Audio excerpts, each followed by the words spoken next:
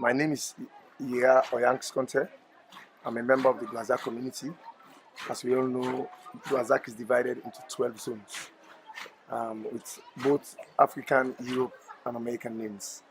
So where we are now is in Nigeria, where we have a very serious flooding in 2015-2016. When we have the project, we all decide what are we to do. So the community says that this is what we've had the last time. What do you think we can do?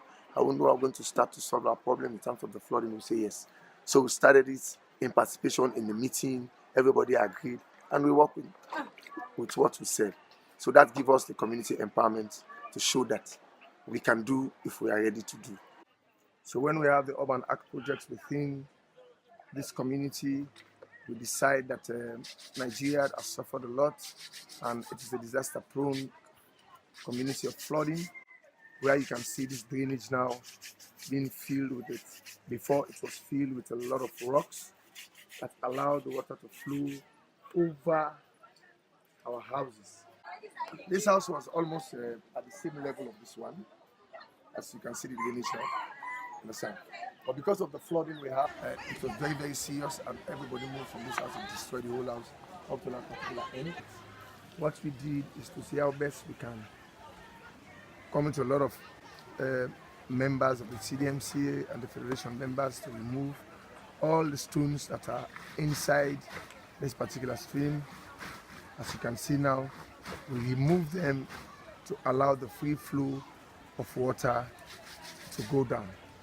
So for this time, maybe at the end of this month, we will see people moving into these places, removing some of the things we don't want to see inside the village for it not to cause another flooding to people. In reality, people are using it at dump site because there is no other means of taking your garbage from this end to where we come from, where you can have a motorable road. With the little resources they give us from SLURC under the Urban ARK project, we see that it will not be enough. But the community was so passionate to see how best we can reduce the hazard in our community. So what we did is to contribute more than 5 times the money we had from the projects. Those who have houses very close to this particular stream, you can see now there are a lot of retaining walls being done with concrete, as you can see at the end. This one was massively destroyed at the end. So we follow suit of what we've just done in here. So now some of these people are now buying the idea and doing retaining walls up to the end of this particular place. And we are hoping to see how best that can continue. And so people learn this one from this end. As you can go down, you can see people continue doing it in various places just to protect their houses. So all the problems that is going down to flooding, it's start on the upper catchments. So if you start solving the problem from upper catchments, it reduces the flooding and the flow of water to that particular end. So that's what we've done, and it's a very small amount, but it has creates a lot of impact that is now inbuilt in people in creating themselves to protect their houses, or not to see themselves as they are not part of the problems or the solutions to the problem the community has. At the end of the day, it's not only about the amount of resources you have on the Urban ARK, it's about the knowledge of impacts. The knowledge of impact on the Urban ARK projects. Before we think it is not our problem.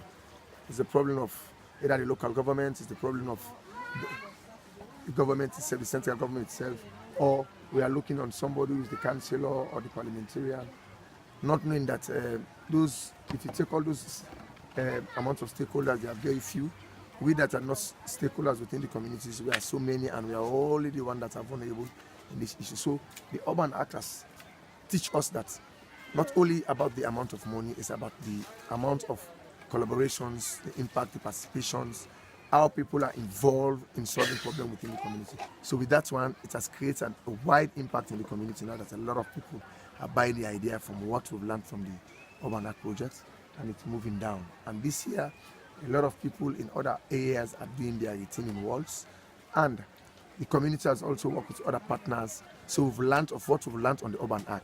that we have to prioritize our communities on the most immediate problem we have. We have to say thanks to SLURC, as they are always there for informal settlements and to prove that they have the knowledge to impact on us so we can spread to the community in knowing what we are doing or what we're supposed to do.